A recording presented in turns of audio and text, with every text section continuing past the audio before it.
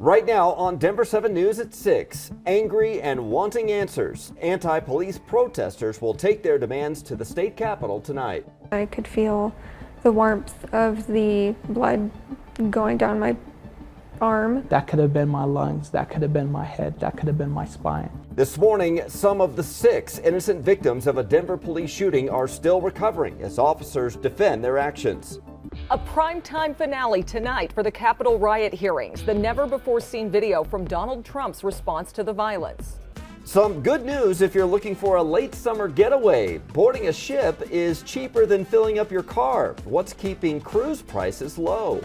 And Colorado players shut out at the ESPYs, but the Broncos are taking home some hardware for their work off the field. It just made me think like, wow, this guy actually cares about all the kids at the club. The lessons this young woman is learning from gridiron greats, from Peyton Manning to Justin Simmons.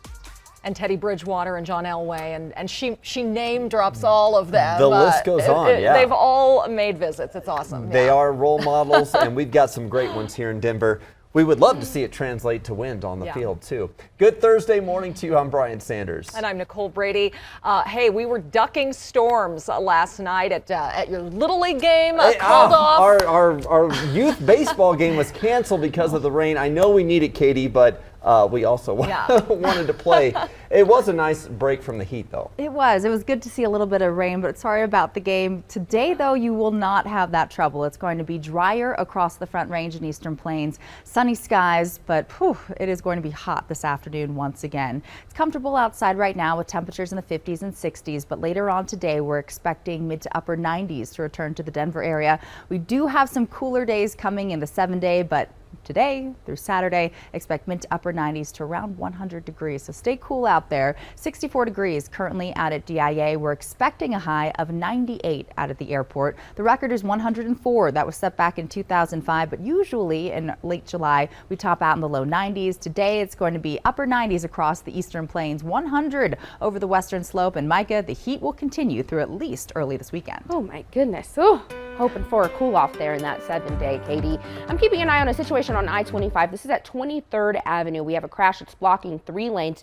Traffic is able to go by on this 1 lane, but as you can see, it's moving rather slowly. Let's go to the map because this was northbound lanes, but I want to show you this is impacting southbound lanes as well. Just red all over the place. And again, that's between I-25 and 23rd Avenue. We take a look at drive times in the area. This is because traffic is backed up to 6th Avenue, eastbound 6th Avenue, I-78, I-25.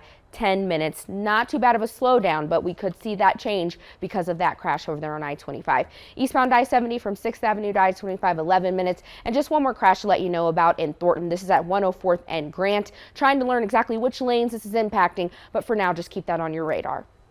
Thank you, Mike. As we take a live look at our state capitol this morning, tonight, protesters will gather there calling for greater accountability and change within the Denver Police Department after officers injured 6 bystanders shooting at a suspect as people were leaving bars in Lodo. Denver 7's Veronica Acosta is live from the state capitol this morning after talking with organizers. And what do they hope to accomplish at their rally tonight?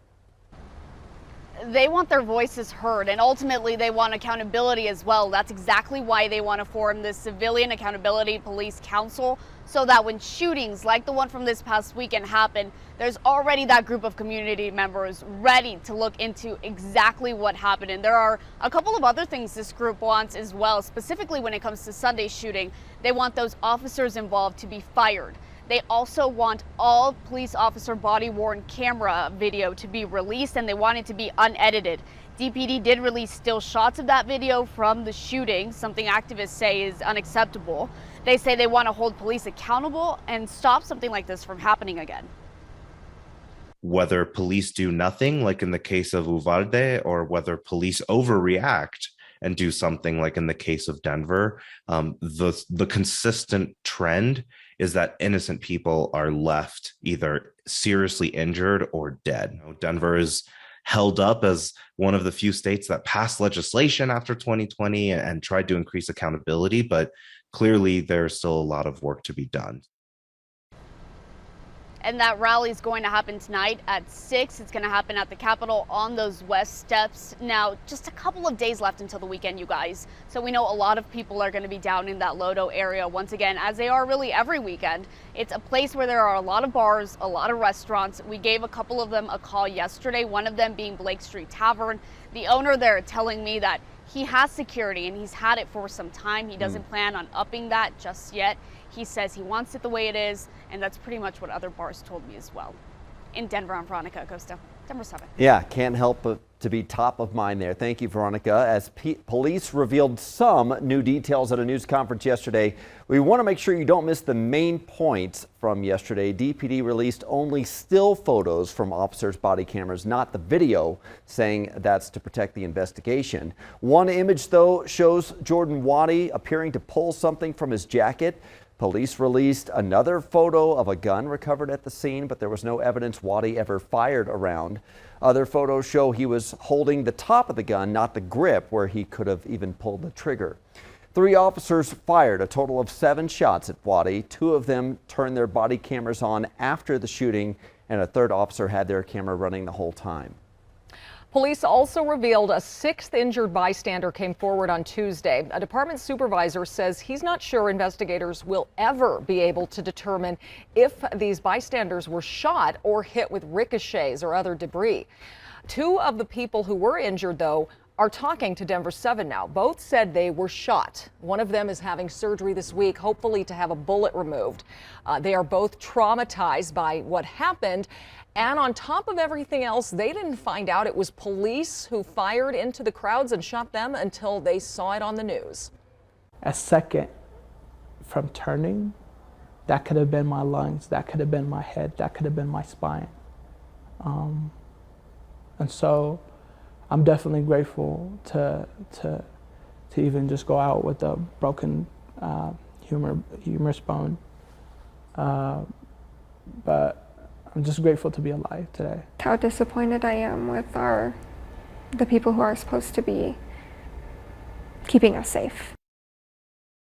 And those 2 victims have the same lawyer who told us they are watching the investigation closely and believe officers could have acted differently. We put so much trust in our kids' coaches, and a former Cherry Creek High School softball coach is accused of a disgusting crime with a young girl. Investigators say Paul Pablo Severson tried to solicit nude photos and videos from a young girl in Virginia. That girl died by suicide. Investigators in Virginia say the girl had been messaging Severson on social media, and he allegedly passed himself off as a man in his early 20s. We have a list of his accounts right there on your screen. Investigators are concerned there might be more victims of Severson's as well. The Cherry Creek School District fired him yesterday as soon as it learned of his arrest. The district says he passed a background check when he was hired back in 2020 and worked with kids at 3 different schools. They were Cherry Creek High School, West Middle School, and Cherry Creek Elevation School. Capitol Hill is back on prime time tonight. The House January 6th committee will hold its 8th hearing. It is expected to be a dramatic 3-hour case detailing minute by minute what former President Trump did on the day of the insurrection. The following day, Trump released a 3-minute pre-recorded message condemning the attack. A new administration.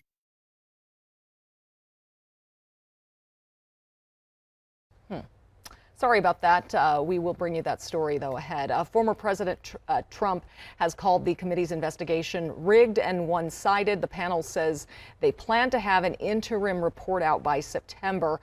You can watch the hearing tonight at 6 p.m. We do want to remind you, though, if others are watching in the room, younger people, the committee's video may be graphic and include profanity.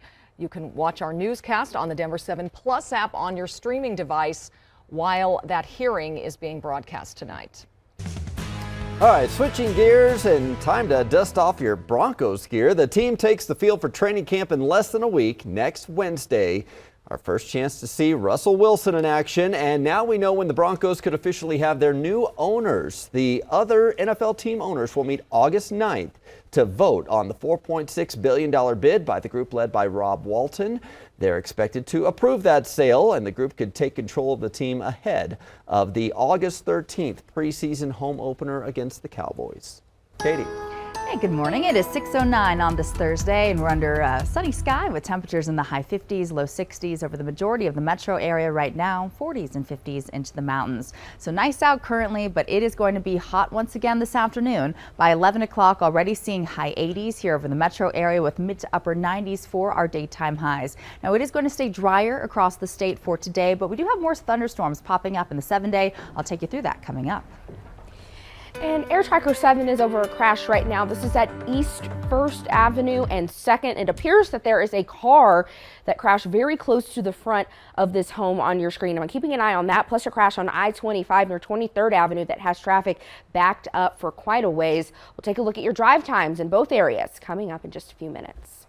Well, as we're talking police accountability here in Denver, there are calls for the Uvalde, Texas police chief to be fired for the botched response to the school shooting, when he could be forced to surrender his badge. Plus, a potential olive branch in the dispute that's been a pain for Colorado sports fans, the move by Altitude Sports that could bring your Avs, Nuggets, and Rapids games back to TV. And NASA is getting ready to take another giant leap for mankind, or maybe we should say mannequin kind in this case.